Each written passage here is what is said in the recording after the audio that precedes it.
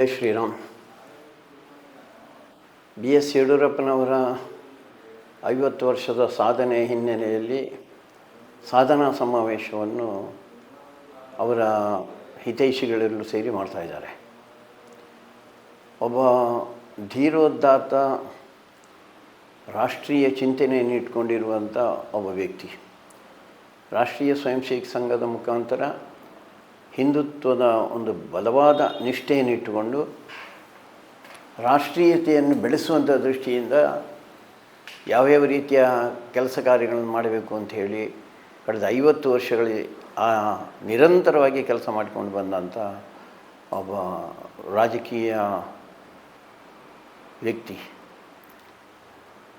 ಅವರು ಪ್ರಾರಂಭದಿಂದಲೇ ಅವರೊಬ್ಬ ಒಂದು ವಿಷಯಕ್ಕೆ ಅಂಟಿಕೊಂಡರೆ ಆ ವಿಷಯವನ್ನು ಗಟ್ಟಿಯಾಗಿ ಪ್ರತಿಪಾದಿಸಿ ಕೆಲಸ ಮಾಡ್ತಾಯಿದ್ದಂಥವ್ರು.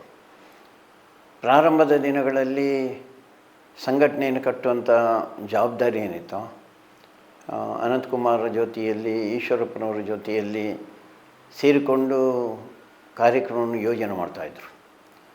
ಸುಮಾರು ತಿಂಗಳಿಗೆ 1 ಯಾ 2 ಕಾರ್ಯಕ್ರಮ ನಿರಂತರ, ಅದು ರೈತರಿಗೋಸ್ಕರ ಇರ್ಬೋದು, ನೀರಾವರಿಗೋಸ್ಕರ ಇರ್ಬೋದು, ಅಥವಾ ಬೆಲೆ ಏರಿಕೆ ಬಗ್ಗೆ ಇರ್ಬೋದು, ಸಾಮಾನ್ಯ ಜನರ ಸಂಕಷ್ಟಗಳ ಬಗ್ಗೆ ಇರ್ಬೋದು, ತಪ್ಪು ಕಾನೂನುಗಳು ತಂದರೆ ಅದರ ವಿರುದ್ಧ ಇರ್ಬೋದು, ಅದಕ್ಕೆ ಮೆರವಣಿಗೆ, ಸಭೆಗಳು, ರಾಸ್ತಾರೋಕೋಗಳು, ಇದೆಲ್ಲವನ್ನೂ ಮಾಡ್ತಾ ಬಂದಂಥವ್ರು.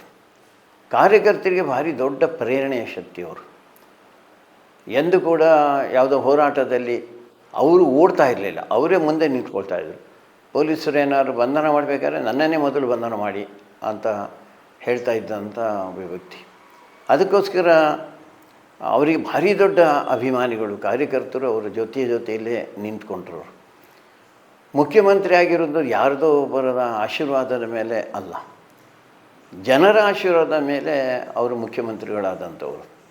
ಮುಖ್ಯಮಂತ್ರಿಗಳಾದ ಮೇಲೆ ಕೂಡ ಆ ಸರ್ವಸಾಮಾನ್ಯರಿಗೆ ನಾನು ಏನೇನು ಮಾಡಬೇಕು ಅಂತ ಹೇಳುವಂಥ ನೂರಾರು ಯೋಜನೆಗಳನ್ನು ತಂದಂಥ ಇಡೀ ದೇಶದಲ್ಲಿ ಒಬ್ಬ ಭಾರಿ ಪ್ರಮುಖವಾದಂಥ ಒಬ್ಬ ಮುಖ್ಯಮಂತ್ರಿ ಅಂತ ಅಂದ್ಕೊಳ್ತೇನೆ ನಾನು.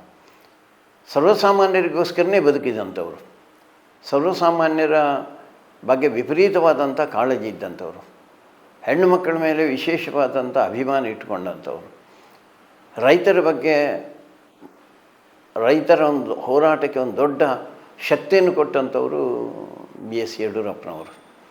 ಹೀಗೆ ಅವರ 50 ವರ್ಷದ ಸಾಧನೆ ಸರಮಾಲೆಯೇ ಭಾರಿ ದೊಡ್ಡದು. ಆ ರೀತಿ ಕೆಲಸ ಮಾಡ್ತಾ ಬಂದಂಥವ್ರು. ಬರೀ 50 ವರ್ಷ ಅಂತ ನಾನು ಹೇಳ್ತಾ ಇಲ್ಲ, ಅದಕ್ಕಿಂತಲೂ ಹಿಂದಿನಿಂದಲೂ ಅವರು ಈ ಕಾರ್ಯವನ್ನು ಮಾಡ್ತಾ ಬಂದಂಥವ್ರು.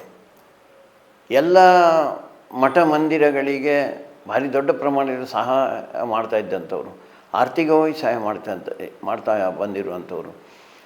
ವ್ಯಕ್ತಿಗತವಾಗಿ ಯಾರಾದರೂ ಹೋಗಿ ಸಂಕಷ್ಟ ಇದೆ, ನನಗೆ ಸಮಸ್ಯೆ ಇದೆ ಅಂತ ಹೇಳಿದರೆ ಅದಕ್ಕೂ ಸ್ಪಂದಿಸುವಂಥವ್ರು. ಅಂದರೆ ಬಡವರ ಕಷ್ಟವನ್ನು ತಿಳಿದು ಅದಕ್ಕೋಸ್ಕರ ನಾನೇನು ಮಾಡಬೇಕು ಅಂತ ಹೇಳುವಂಥದ್ದನ್ನು ಮಾಡ್ತಾ ಇದ್ದಂಥ ಒಬ್ಬ ಬಡವರ ಪರವಾಗಿ, ಕೃಷಿಕರ ಪರವಾಗಿದ್ದಂಥ ಒಬ್ಬ ಮುಖ್ಯಮಂತ್ರಿಯವರು. ಯಾವುದೇ ಕೆಲಸ ಆಗಬೇಕು ಅಂತ ಹೇಳಿದರೆ ಎಷ್ಟೇ ಕಷ್ಟ ಬರಲಿ, ಎಷ್ಟೇ ನಷ್ಟ ಬರಲಿ, ಏನೇ ತೊಂದರೆಗಳು ಬರಲಿ, ಅದನ್ನು ಹಠದಿಂದ ಸ್ವಂತ ವ್ಯಕ್ತಿತ್ವ ಯಡಿಯೂರಪ್ಪನವ್ರದ್ದು. ಮುಖ್ಯಮಂತ್ರಿಗಳಾಗಿ ನಮ್ಮ ರಾಜ್ಯಕ್ಕೆ ಒಂದು ದೊಡ್ಡ ತಿರುವು ಕೊಟ್ಟಂಥವ್ರು ಅಂಥ ಮುಖ್ಯಮಂತ್ರಿಗಳ ಕಾರ್ಯಕ್ರಮ ಆಗ್ತಾಯಿದೆ.